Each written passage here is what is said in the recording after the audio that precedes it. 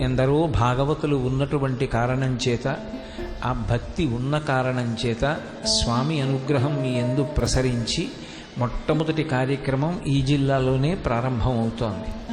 ఇక్కడి ప్రతిస్పందనని, ఇక్కడ జరిగేటటువంటి కార్యక్రమ విశేషాన్ని స్ఫూర్తిగా స్వీకరించి తరువాత మిగిలినటువంటి అన్ని జిల్లాలలో కూడా ఈ కార్యక్రమాన్ని చెయ్యాలి అనేటటువంటి పవిత్రమైనటువంటి సంకల్పాన్ని తిరుమల తిరుపతి దేవస్థానముల వారు చెయ్యడం చాలా సంతోషించదగ్గ, ఆహ్వానించదగ్గ విశేషం. మనకి వెంకటాచల క్షేత్రం చాలా దగ్గరలో ఉండడం, ఆ వెంకటాచల క్షేత్రం ఉన్నటువంటి రాష్ట్రంలోనే మనం అందరం ఉండడం తెలుగు ప్రజలందరికీ కూడా అత్యంత సంతోషించదగినటువంటి విశేషం. ఎందుచేత అంటే వెంకటేశ్వర స్వామి వారు కొలువు ఉన్నటువంటి ఆ వెంకటాచల క్షేత్రం గురించి పురాణాంతర్గతంగా ఒక మాట మనవి చేస్తారు. అందులో ఒక విశేషాన్ని చెప్తారు. వేదానాం వేద విద్యేవ మంత్రాణం ప్రణవో యథా ధేనూనాం కామధేనువత్ ప్రాణవత్ ప్రియవస్తూనాం తథా వెంకటాచల క్షేత్ర. మనకి వెంకటాచల క్షేత్రం ఎంత గొప్పది అని చెప్పబడుతోంది అంటే, విద్యానాం వేద విద్యేవ, విద్యలన్నిటిలోకి చాలా గొప్ప విద్య ఏది అంటే వేద విద్య.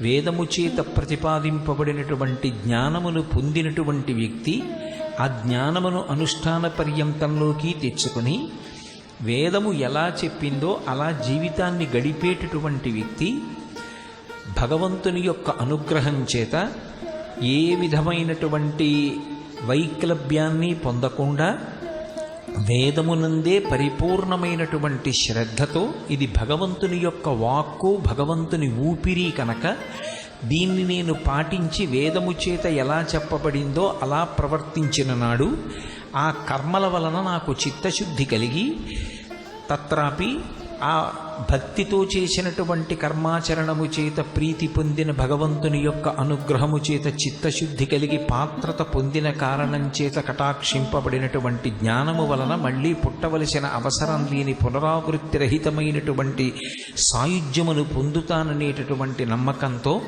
అనుష్ఠానాన్ని నిర్వహిస్తూ ఉంటారు. అందుకే విద్యలన్నిటిలోకి ఏ విద్య గొప్పది అంటే వేద విద్య గొప్పది. విద్ అంటే తెలిసికొనుట. ఏది తెలుసుకున్న తరువాత ఇక మళ్ళీ ఇంకొకటి తెలుసుకోవలసినటువంటి అవసరం ఉండదు. అంటే మామూలుగా కుక్షింభరత్వానికి, కడుపు నింపుకోవడానికి అనేక విద్యలుంటాయి. అవి మళ్ళీ మళ్ళీ శరీరం పొందడానికి కారణమవుతాయి. కానీ దేని చేత ప్రతిపాదింపబడినటువంటి జ్ఞానము అనుష్ఠాన పర్యంతంలోకి వచ్చిన కారణం చేత ఇక మళ్ళీ పుట్టవలసినటువంటి అవసరం ఉండదో అటువంటి విద్య వేద విద్య. అందుకే విద్యానాం వేద విద్యేవ మంత్రాణం ప్రణవో యథా.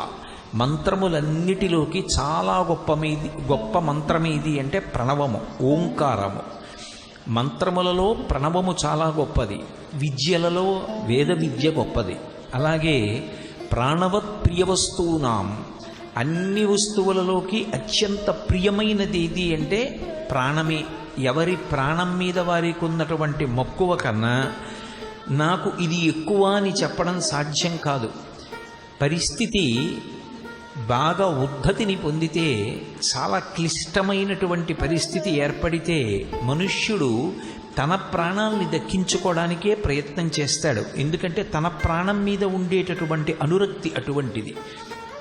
అందుకే ప్రాణవత్ ప్రియవస్తూనాం ధేనూనాం కామధేనువత్. ధేనువులంటే ఆవులన్నిటిలోకి చాలా గొప్పది ఇది అంటే కామధేనువు. ధేనూనాం కామధేనువత్ తథా వెంకటశైలేంద్ర. వెంకటశైలము అని పిలవబడేటటువంటి ఆ వెంకటాచలమున్నదే అది క్షేత్రాణముత్తమోత్తమ.